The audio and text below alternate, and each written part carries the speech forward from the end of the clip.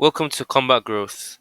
Recently, the Association of Boxing Commissions have made some rule changes and put forth some new rules to be voted on. We'll be discussing that today. Let's get started. First rule is utilizing a cut person after a foul.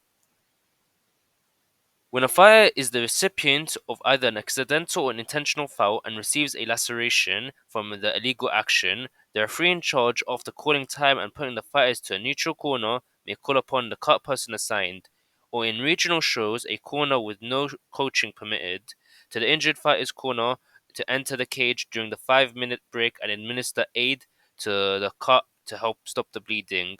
Then, when cleared by a doctor, to return to the action with no more than 5 minutes elapsed. The cut person may only work on the cut or cuts associated with a particular foul. Yeah, I think this is an amazing change.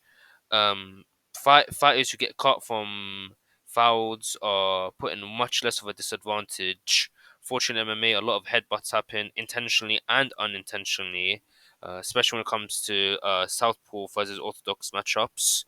Uh, allowing them to get the cuts stop the bleeding will be severely impactful.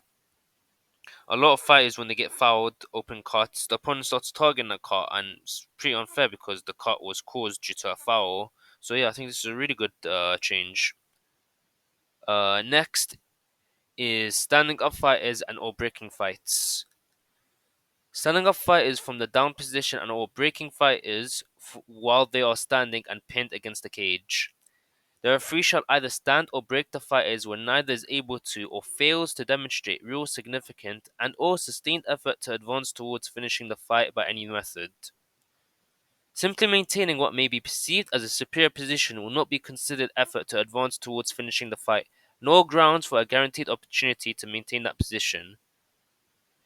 Why the proposed procedural change? Inconsistent application of the referee's protocols concerning when to stand up fighters and break fighters from the cage. Fighters are using passivity in pursuit of victory by trying to simply maintain a position without any significant attempt to finish the fight. Their effort and actions reflect merely an attempt to neutralize the opponent, in essence, trying to win by avoiding losing. We believe that these 2 points are closely related that if we're and that if you were to better define the referee's guidelines or protocols addressing when it is appropriate to stand up or break fighters, we would achieve greater consistency while simultaneously removing or at least reducing the opportunity for fighters to use passivity in pursuit of victory.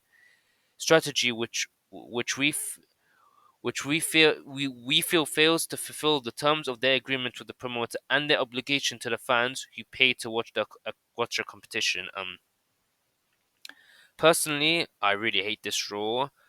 I am of the opinion of if someone gets taken down or pinned against the fence, it is up to that person to stand up. It shouldn't be They should not expect a lifeline from the referee. They should not expect to be stood up by the referee. They should be forced to work to stand up, as they were the ones who got put in that position in the first place. I think the principle of MMA, the reason MMA was created was to see which martial art is the best, and I don't think it's good. I don't think we can truly see that when we allow referees to have such involvement into the action of fighting. And also, I think it's really unfair to grapplers. Uh, we've seen in recent times we've seen a lot of really good back takers in MMA, and just amazing back takers, but they ain't really are able to get the rear naked choke or finish from that position, even though they try. But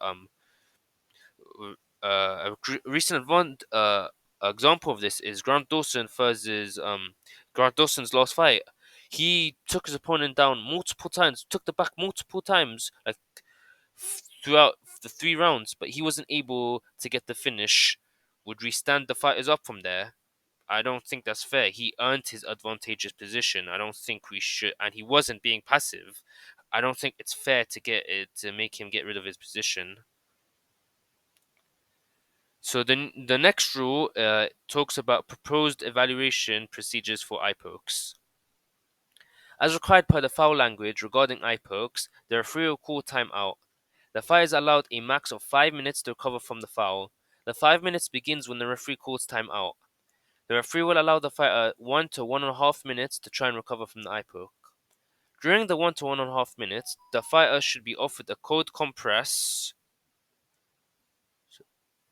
or wet towel to use on the injured eye. The cold compress or wet towel can only be used on the injured eye, nowhere else. After the 1 to 1.5 minutes, the ringside physician will evaluate the injured eye. If at all possible, the ringside physician needs to try and refrain from shining any light into the injured eye, as that can cause the eye to spasm. Don't ask the fighter if they can see at this time. Allow the fighter time to compose themselves, as the fighter will be more receptive and able to give a verbal "yes, I can see" if given the proper amount of time. Remember, the fighter is allowed up to 5 minutes to recover from the eye poke foul. Yeah, I like the first rule change. I think this is a really good change. Instead of fighters just waiting 5 minutes for their eye to magically heal, they're actually given a method through the cold compress or wet towel to actually alleviate the swelling in their eye. The one thing I'm not quite sure is they say like during the 1 to 1.5 minutes they are offered a cold compress or wet towel. So are they only allowed to use such relief for 1.5 minutes? Um, if a physician was to come and they say they're still not ready, would they not be allowed to continue using the cold compress or wet towel to try to alleviate their pain? I'm not quite sure on that. I hope it is the case, but we'll have to wait to see. So then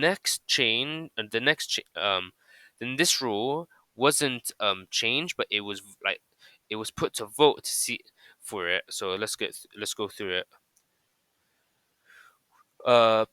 Positioning fighters for a restart after a foul. Positioning fighters for a restart after a foul warning, physician's examination or point deduction. Intention: a fighter should never be allowed to improve their position based on fouling. I agree. When a fighter who's in a disadvantaged position fouls and the referee must stop the action, it can be reasonably accomplished. The fighters should be returned to their positions after time is taken for the warning, physician's examination, or point deduction.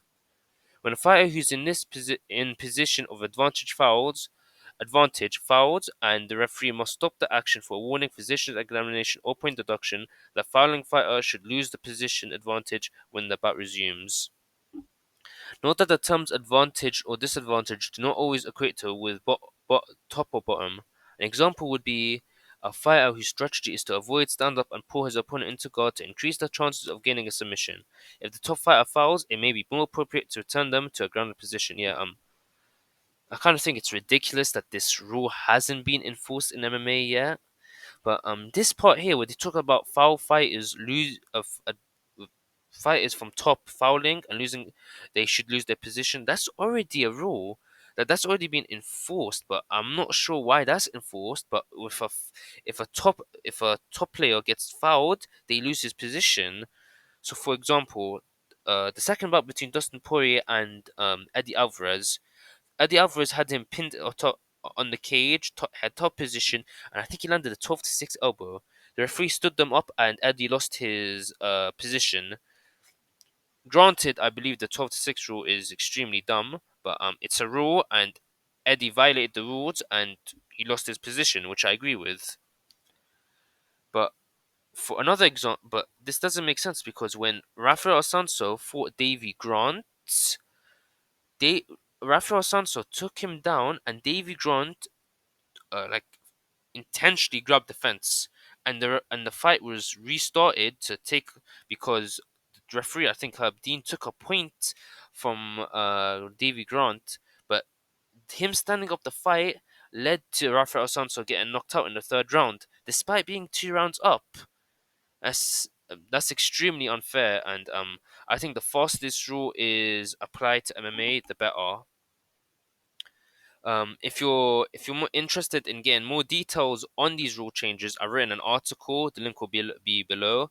Also, I've written articles on Ian Garry's career so far, the utilization of the UC gloves, and a in-depth breakdown of the main event of UFC 292 between Aljamain Sterling and Sean O'Malley.